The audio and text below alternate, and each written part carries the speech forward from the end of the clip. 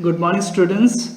This is for class 6, chapter 4. What books and burials tells us? Books means किताबें, burials means जो खुदाई, burials means जो खुदाई करने पे जो निकलता है उसको burials कहते हैं. अब बात करते हैं बुक्स की बात करते हैं. तो बुक्स की बात करते हैं तो हमारा वेदों का जिक्र आता है. Veda you all of you know Veda. How many Vedas are there are 4 Vedas are there. Out of them first one is Rig Veda, second is Yajurveda, third is Atharvaveda and the fourth one is Yajurveda.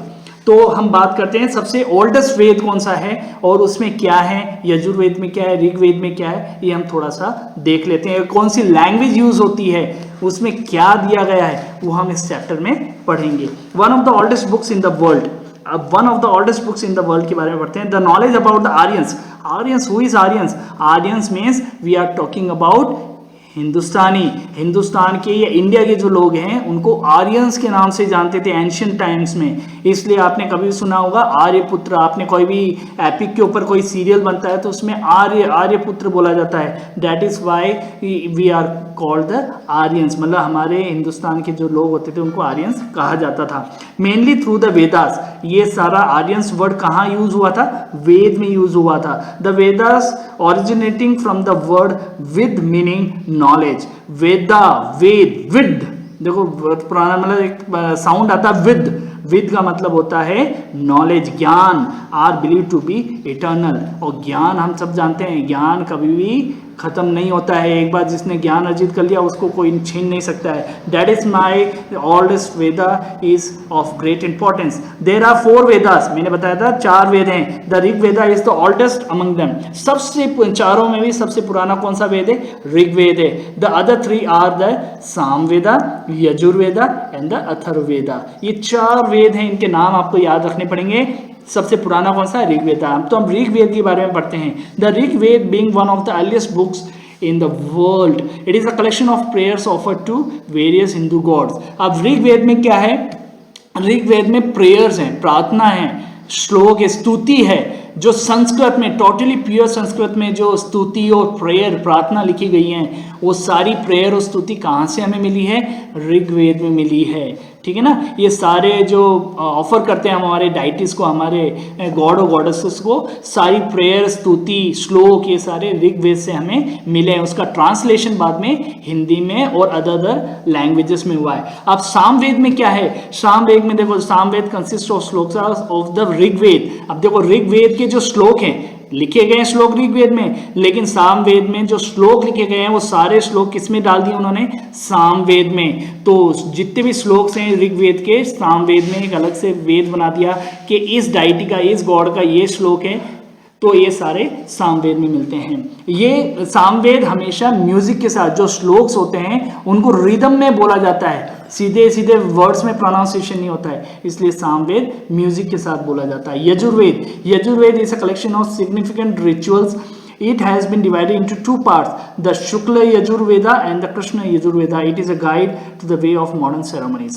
अब यजुर्वेदा में जितने भी शादी ब्याह होते हैं, घर के प्रवेश के मुहूर्त होते हैं, इनमें जो पूजा होती है, जो मंत्र पंडित जी बोलते हैं, है ना, वो सारे मंत्र जो शादी के, गृह प्रवेश के या जो भी कोई डेथ हो जाती है उस समय जो रिचुअल्स होते हैं वो सारे जो हैं वो सारे यजुर्वेद में कन्वर्ट हो गए हैं. यजुर्वेद में वो सारे चीज आपको मिलते हैं. अथर्ववेद में क्या है? Atharvaveda comprises early traditions of the healing and magic. और जो जैसे कहते हैं जो जादू बात होती है या जो मैजिक ट्रिक्स होती हैं वो सारे अथर्ववेद में हमें मिलते हैं. अब इसमें लैंग्वेज कौन सी बोली जाती थी? तो इसमें जो लैंग्वेज होती थी चारों वेदों में वो कौन सी यूज हुई है? Sanskrit is the main language.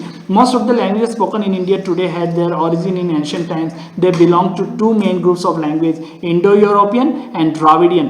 The word Dravidian refers to the ancient past of India. Dravida का मतलब होता है southern Indian states. South India की बात करते हैं तो संस्कृत का जो विकास हुआ था वो मोस्टली हमारे इंडिया से और स्पेशली सदर्न पार्ट से हमारे पास आया है। Sanskrit also language of the early Aryans, हमारी जो पुरानी भाषा जो है वो संस्कृत थी। हम पहले संस्कृत में एक दूसरे से बातचीत करते थे एंशियंट टाइम्स में, लेकिन धीरे धीरे इसको और भी इजी कर दिया गया है। तो देखो उसके बाद कौन कौन सी लैंग्वेज डेवलप हुई, प्राकृत लैंग्वेज। अब किंग अशोका का नाम आता है तो उस समय अशोका के ज़माने में प्राकृत लैंग्वेज यूज होती थी, which was simple in grammar and easy than Sanskrit. वो संस्कृत को और भी ईजी करके एक नई भाषा बना दी प्राकृत, और वो बोली जाने लगी। उसके बाद पाली लैंग्वेज निकली, वो भी संस्कृत से निकली। मगधी निकली, वो भी संस्कृत में निकली। Magadhi means we are talking about the Bihar. Sauraseni means we are talking about Mathura, क्योंकि मथुरा के जो राजा थे वो सूरसेन थे, इसलिए वहां पर जो ब्रज भाषा जो होती है वो भी।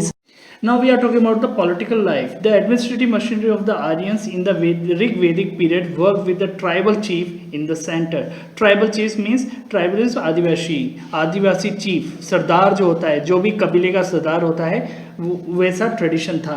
तो each tribe had a king, हर कबीले का, हर प्रांत का एक राजा होता है, that is pronounced as rajan, who was selected for his bravery, वो अपनी ब्रेवरी के बल पे चुना जाता था। The king was assisted by tribal assemblies, अब हर गांव का, हर प्रांत का एक असेंबली होता था। असेंबली मीन्स सभा, तो उसको हम सभा के नाम से भी जानते हैं, समिति भी जानते हैं। उनका वर्क क्या होता है, they were discussing about the issues related to particular कबीला और प्रोविंसेस, उस पर्टिकुलर प्रांत के जो इश्यूज होते थे बिटवीन द सोसाइटी या एग्रीकल्चर या ट्रेडिंग, किसी की भी इश्यूज होते थे वो सारे इसमें डिस्कस्ड होते थे।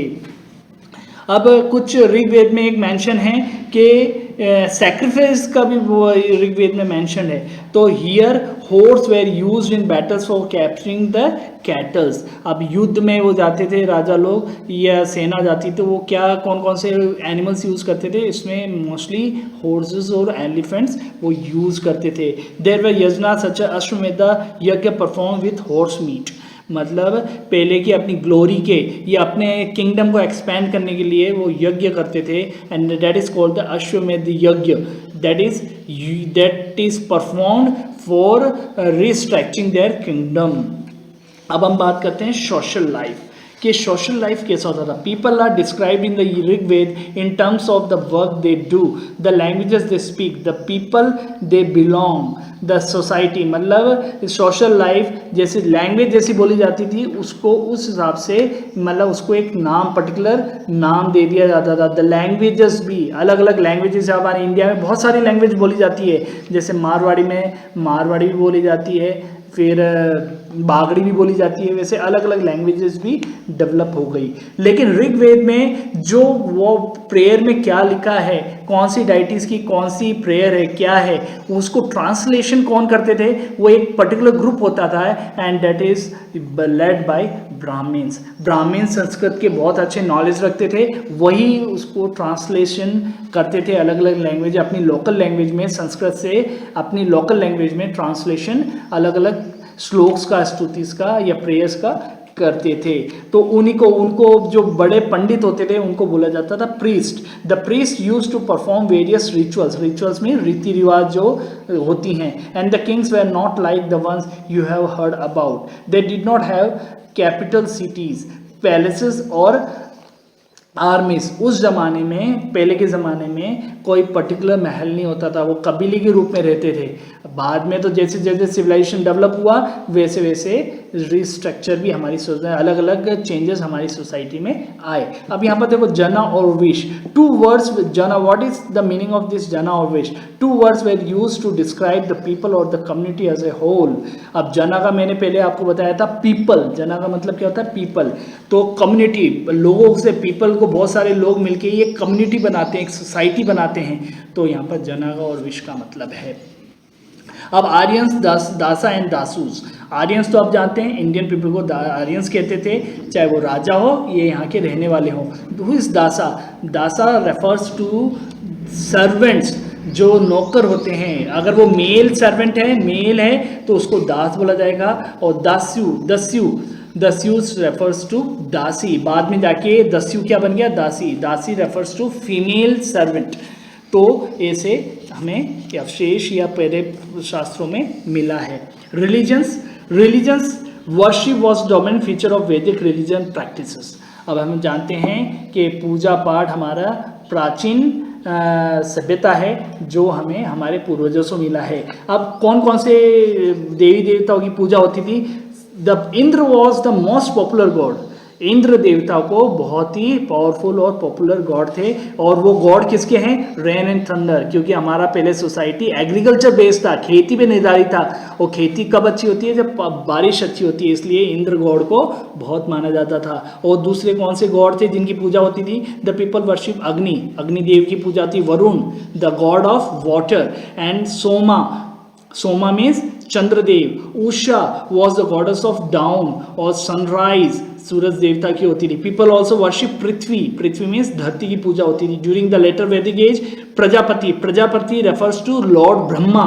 Rudra, Rudra refers to lord Shiva, Shankar भगवान was regarded as the major gods. Vishnu was regarded as the protector of the world, पूरे वर्ल्ड को, पूरे विश्व को, यूनिवर्स को प्रोटेक्टर को किसको माना जाता था? लॉर्ड विष्णु, इसलिए लॉर्ड विष्णु को प्रोटेक्टर ऑफ द वर्ल्ड भी कहा जाता है। कैटल, हॉर्सेस एंड चैरिट्स, कैटल अब जानते हैं जो वो टेमिंग करते थे, मतलब उस जमाने में कौन कौन से लोग कौन कौन से जानवर, पशु वो घरों में पालते थे। या हॉर्सेस को अब मैंने जैसे बताया है कि बैटल्स में मोस्टली यूज होते थे, किंग्स या बड़े बड़े लैंडलॉर्ड्स यूज करते थे। चैरिट्स, जब चैरिट्स वर्ड मीन्स रथ, पहले के ज़माने में वो रथ जो होता था उसमें कौन से मतलब जानवर यूज़ करते थे? जैसे हमको पता है कि हॉर्स यूज़ होते थे, और चैरिट्स के रूप में पहले बैलगाड़ी का भी इस्तेमाल होता था। तो this are all mention in Rigveda. अब कैलियोथिक एज कल्चर, अब chalcolithic age to on metal age. अब कैलियोथिक एज वो एज है जहाँ पर पहले हम हमारी सोसाइटी में हमारे यहाँ के लोग, हमारे पूर्वज पहले पत्थरों से बनी हुई चीज़ यूज़ करते थे, लेकिन कैलियोथिक एज वो एज है जिसमें पत्थरों से बनी हुई चीज़ से वो मेटल से बनी हुई चीज़ यूज़ करने लगे, चाहे वो बर्तन हो, यूटेंसिल्स हो, टूल्स हो या ऑर्नामेंट्स हो, वो सारे मेटल्स के बनने शुरू हो गए। जैसे गोल्ड, सिल्वर, कॉपर, इनका यूज़ होना कैलियोथिक एज के बाद ही शुरू हुआ है। अब देखो यहाँ पर डॉम्स है, यहाँ पर एक मैग्लिथ का एक यहाँ एग्जांपल है। What is megalith? ये क्वेश्चन आ सकता है। मैग्लिथ क्या होती है? Megalith was built in neolithic and chalcolithic ages as burial sites. Burial sites means जो जमीन में गाड़ते हैं। बरियल का एक्चुअली मीनिंग होता है जमीन के अंदर खोद के कुछ गाड़ने को हम बरियल कहते हैं। जैसे एक फॉर एग्जांपल है कि मुस्लिमों में जब डेथ हो जाती है तो उनका जो प्रोसेस होता है वो बरियल होता है। उसमें क्या करते हैं? खड्डा खोदते हैं, उसके अंदर वो बॉडी डाल देते हैं। वैसे ही ये चलन कहाँ कब चालू हुआ था? कैलियोथिक एज और नियोलिथिक एज के समय। उसमें क्या यूज़ करते थे? खड्डा खोदते थे, जो भी अवशेष होते थे, चाहे डेड बॉडी या कुछ भी हो, कुछ भी उनका संपत्ति हो, वो उसमें दबाते थे और ऊपर से उसकी निशानी के लिए एक स्टोन रख देते थे। उसका मतलब होता है मैग्लिथ। ये आप अपने बुक में, या टॉम्स जो होते थे, मकबरा जिसे कहते हैं, टॉम, मरने के बाद जो समाधि होती थी उसके ऊपर वो खोद के पहले अंत नीचे गाड़ दिया, ऊपर से एक स्ट्रक्चर बनाते थे और ऊपर से एक टॉम नाम का गोलाकार का होता था। जैसे अकबर टॉम हो गया, ताजमहल हो गया, ताजमहल भी एक टॉम है, वो भी एक मकबरा समाधि है। किसकी? मुमताज महल की। ये सब एग्जाम्पल हैं जिसमें स्टोन्स का यूज होता था। अब थोड़ा सा और पढ़ लेते हैं। ऑक्यूपेशंस कौन कौन से होते थे उस जमाने में? Inamgaon is a site on the river Ghod, a tributary of Bhima river. Here adults were buried in the ground, laid out straight with the head towards the north. अब ये इससे ऑक्यूपेशन क्या था उस समय में? ये जो मरने के बाद जो इंसानों को गाड़ा जाता था, उसका सर जो होता था वो नॉर्थ साइड में रखा जाता था, और उसका जो सिर है वो नॉर्थ में होता था, और उसका पाँव जो है वो साउथ की तरफ रखे जाते थे।